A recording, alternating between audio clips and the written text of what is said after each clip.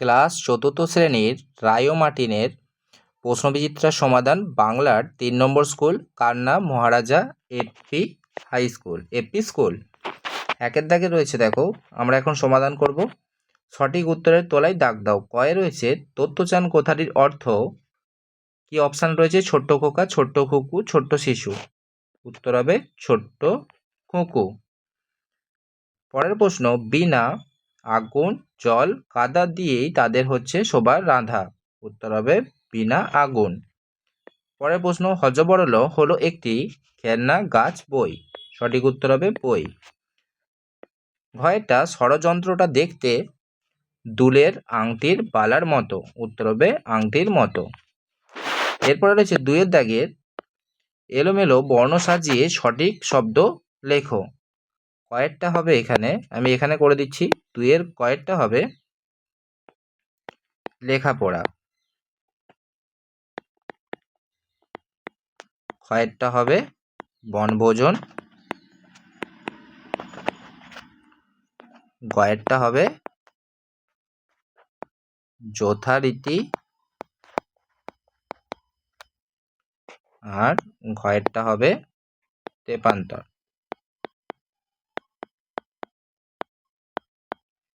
দুইয়ের দাগের হয়ে গেল। তিনের দাগের ফাঁকা জায়গায় সঠিক শব্দ বসাও। কয়েক প্রশ্ন রয়েছে, ইয়াসুকি চানের কিসের জন্য পোলিও, কিসের জন্য পায়ে অসুবিধা ছিল? উত্তর হবে পোলিও। পয়কার লয়হস্যই ও। একদা এক বাঘের গলায় ফুটেছিল অস্থি। অস্থি কথার অর্থ কি? অস্থি কথার অর্থ হাড়। গয়ের প্রশ্ন, মা তারে তো পড়ায় না ড্যাশ জামা। শূন্যস্থান পূরণে হবে সাপ জামা। সাপ কথার অর্থ পরিষ্কার। এরপরে রয়েছে প ফ ব ভ ম, এই 5টি ধ্বনিকে বলা হয় ওষ্ঠধ্বনি ও মূর্ধন্যাশয় ঠ। এরপরে 4-এর দাগে রয়েছে শব্দার্থ লেখো।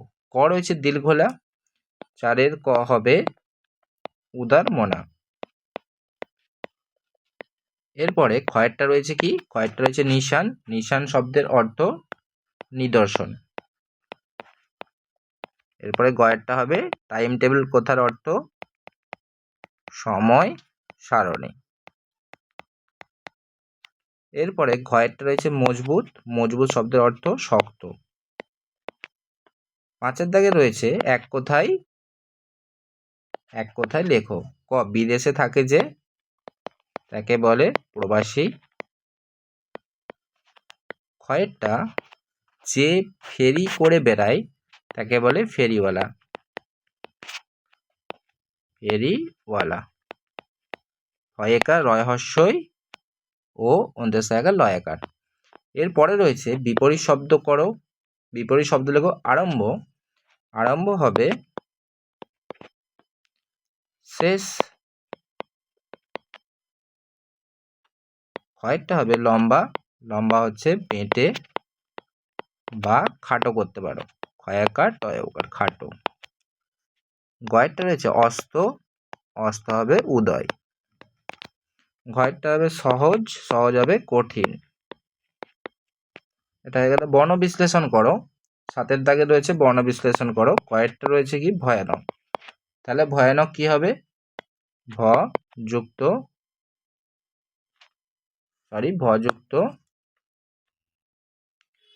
অ যুক্ত অন্ত্যেষ্ঠ যুক্ত আ যুক্ত দন্তের ন যুক্ত অযুক্ত ক। আর ব্যঞ্জন বর্ণের নিচে হসন্ত দিয়ে দেবে প্রত্যেকটার, তাহলে হয়ে যাবে। ক্ষয়েরটা রয়েছে মোমবাতি। মোমবাতি কি হবে? ম যুক্ত ও যুক্ত ম যুক্ত অযুক্ত বযুক্ত আযুক্ত তযুক্ত হস্যই। মোমবাতি।